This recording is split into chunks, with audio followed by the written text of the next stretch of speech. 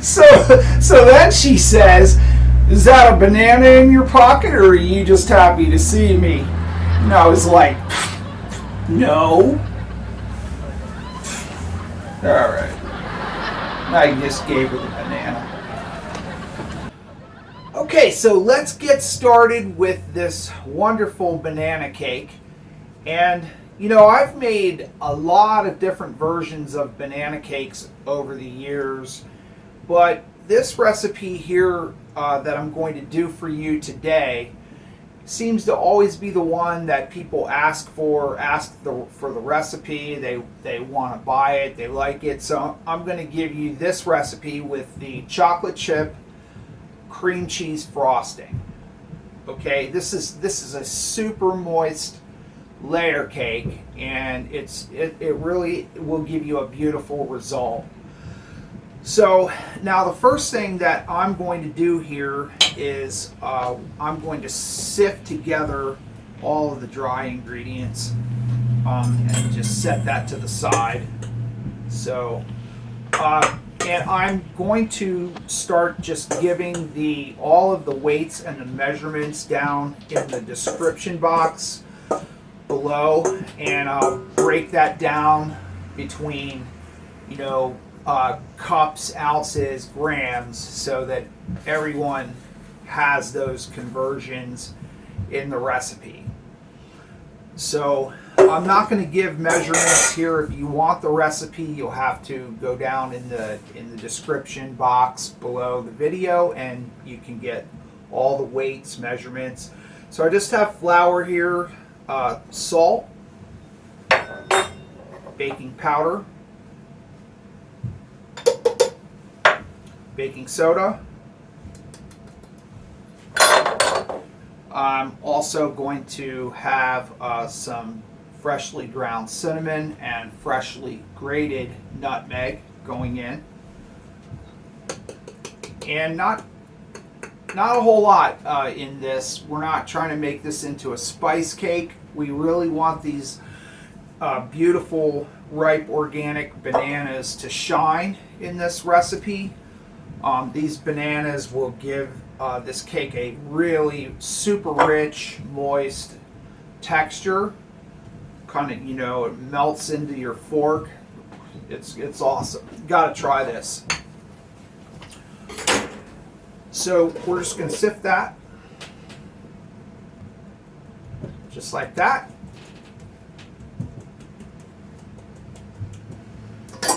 Then I like to give it a whisk.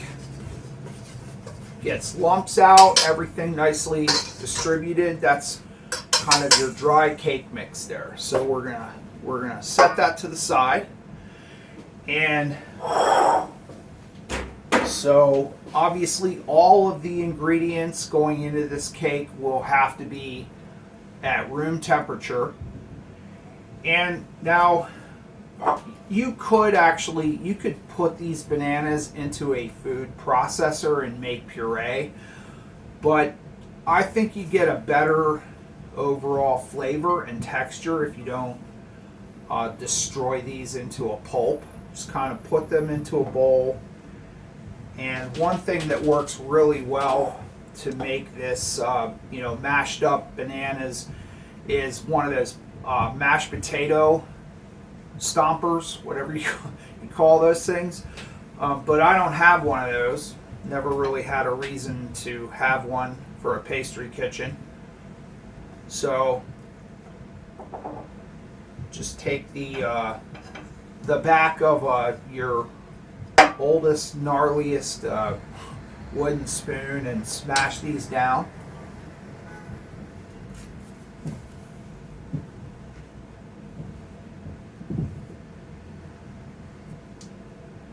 And another thing about the bananas that you use,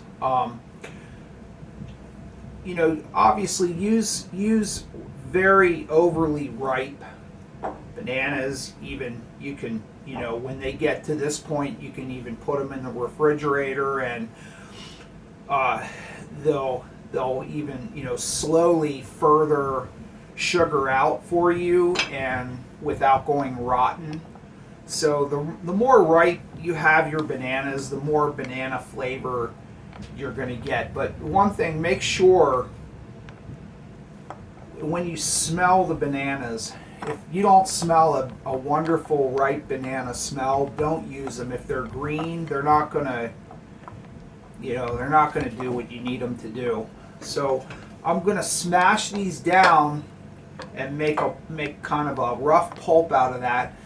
And then I'm going to bring you over here to kind of watch how this cake batter goes together, because it kind of matters how the ingredients, which order the ingredients goes into the mixing bowl and how you mix this up. So I think it's best if I bring you over here and you can see what I'm doing a little better.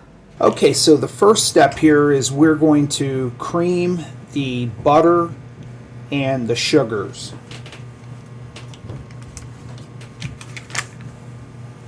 So we have 2 sticks of room temperature butter going in here.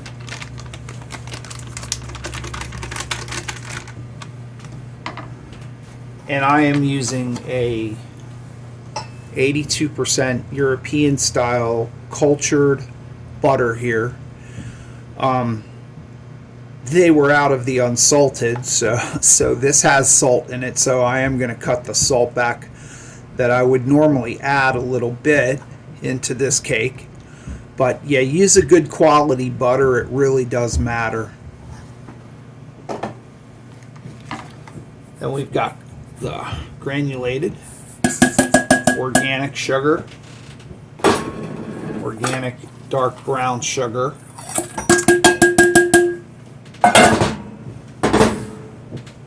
and also as part of my fat going in here, I have a little bit of organic coconut oil. It's refined organic coconut oil, and you have to put it in the microwave for maybe 30 seconds, because this stuff, at room temperature, it's stable and it's a solid. So you have to kind of melt that out a little bit. And since that's a saturated fat, I'm putting that in with the butter and the sugars to cream. So just cream that out till it's fluffy. Tablespoon of good vanilla extract in there at this point.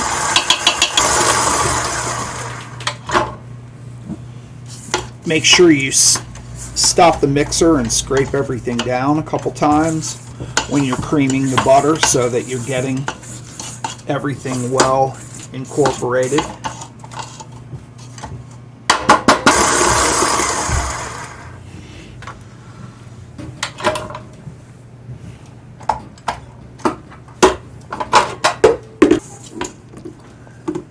So once you get your sugar and butter and coconut oil creamed out like that, it should be kind of fluffy. And if you're using organic brown sugar, you should watch out for these lumps like that. Sometimes you'll have a lump and you just have to, either break it up or incorporate it back in or just throw it out.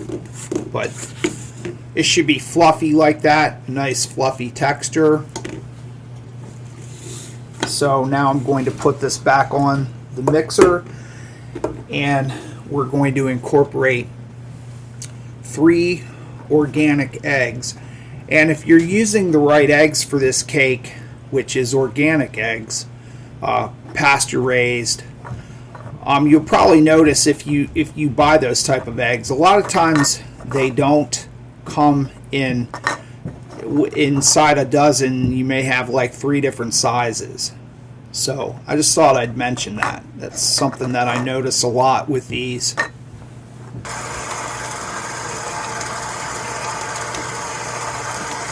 So now, starting on low, I'm going to crack these eggs in here. Really, you ought to do the eggs separately, crack the eggs separately, but Just be careful. Don't get any shells in your cake.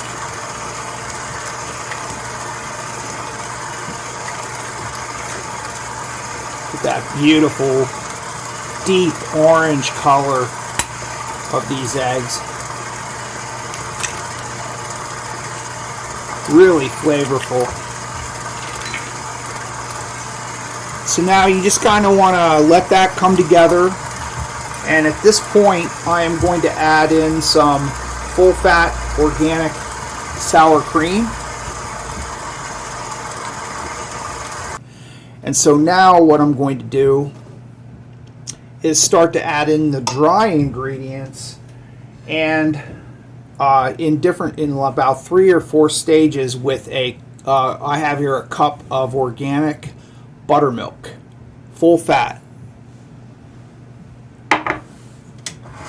And you should do this on a relatively low speed, so you're not trying to beat any more air into this cake batter or trying to develop any gluten in the cake. So from this stage on, you kind of have to be more careful how you blend this together.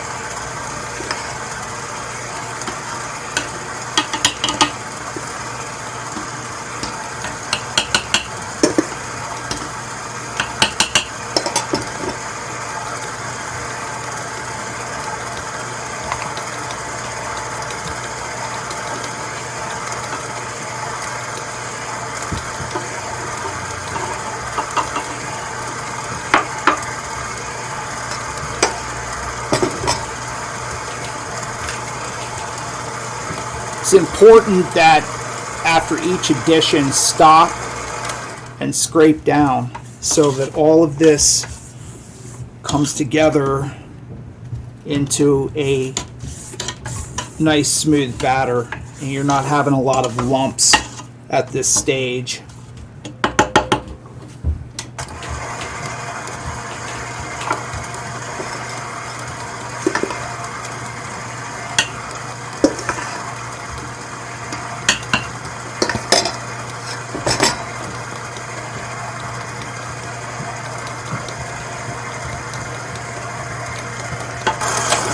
So as soon as you put in your final dry ingredients and the rest of the buttermilk, turn the mixer off and pull it off the mixer. It's important to finish this by hand so that you're not over mixing this batter. Okay, so now we're going to incorporate the banana pulp by hand into here.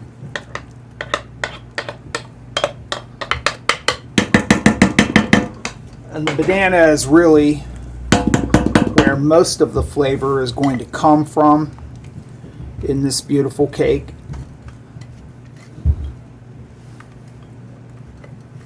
And also a lot of the moistness of this cake. So then just fold that in just like that.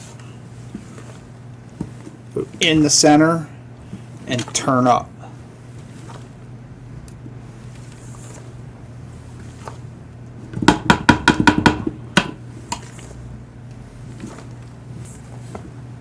And so that is your final batter.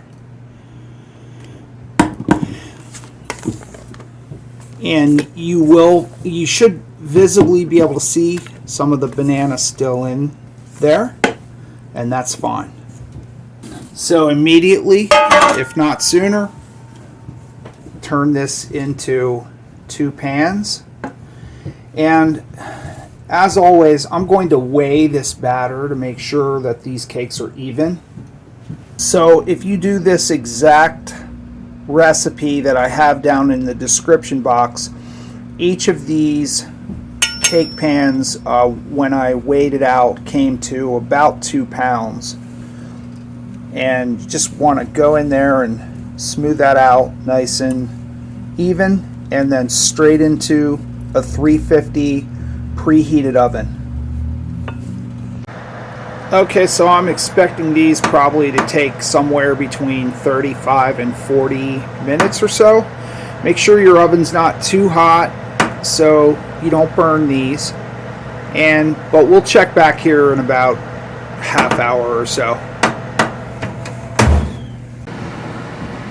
Okay, so I'm taking these banana cakes out of the oven here at about 35 minutes, and I've tested it with a skewer here, and it's coming out just some crumbs on there, which is good. This is a very moist cake, so you don't want to over bake it either. So I'm taking these out at 35. Okay, so once you have your cake layers cooling, now we can turn our attention to the chocolate chip cream cheese frosting. Now, as with anything, there's a right way and a wrong way of doing these things, especially when it comes to baking. A lot of times, if you don't mix up cream cheese frosting correctly, it's not real stable for using on layer cakes. So I'm going to show you a technique that you can use to create a more stable form of cream cheese frosting. And then of course it gets these delicious organic chocolate chips. Very nice that they have these now. Couldn't always get this, and usually they're out at my grocery store, but they happen to have these. So if you see these, grab these up. It's a nice semi-sweet, delicious flavor to these.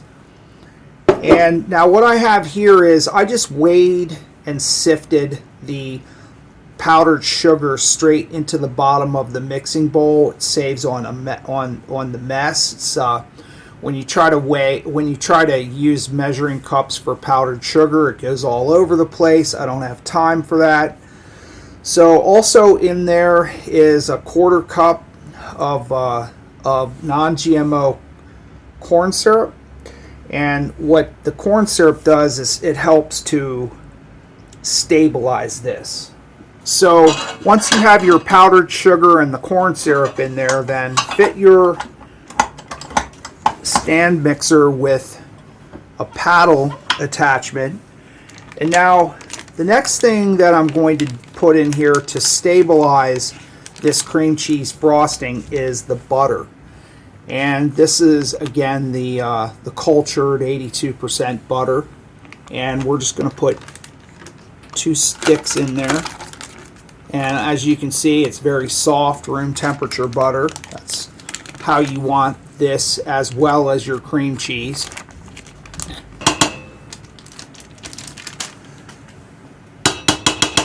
Now what happens when you do it this way, the correct way for layer cakes, is that butter coats those sugar granules, and we're just going to cut that in there, and that's going to keep the powdered sugar from destabilizing the cream cheese as much.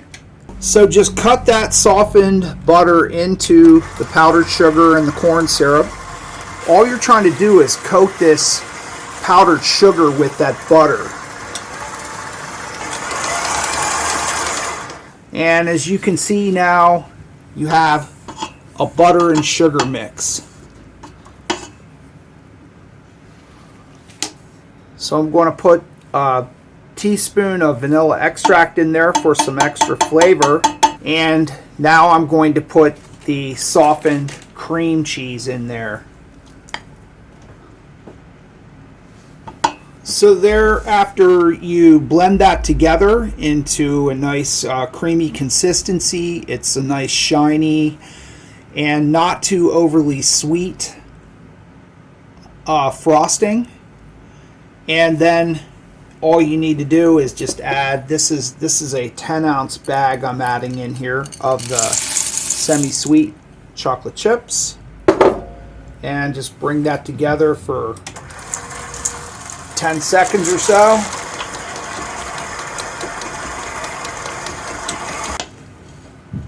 So this is the texture that you want to end up with. It's a nice spreadable consistency, but it's stable and shiny.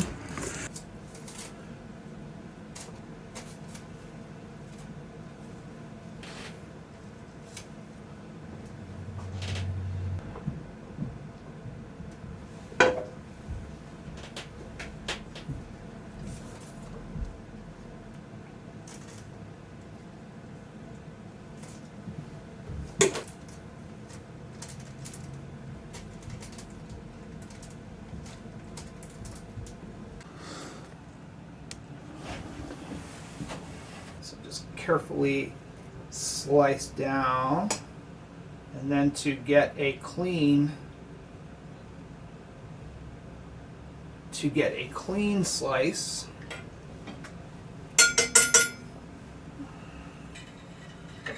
voila.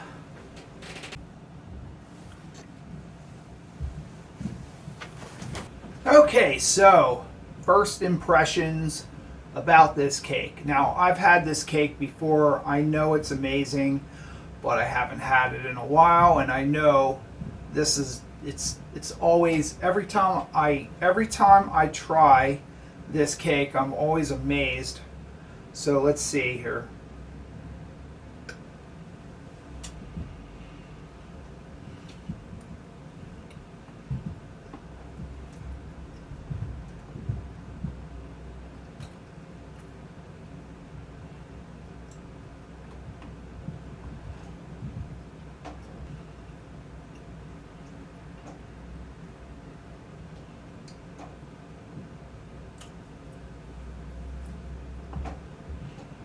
Yeah, really, like, what else is there to say?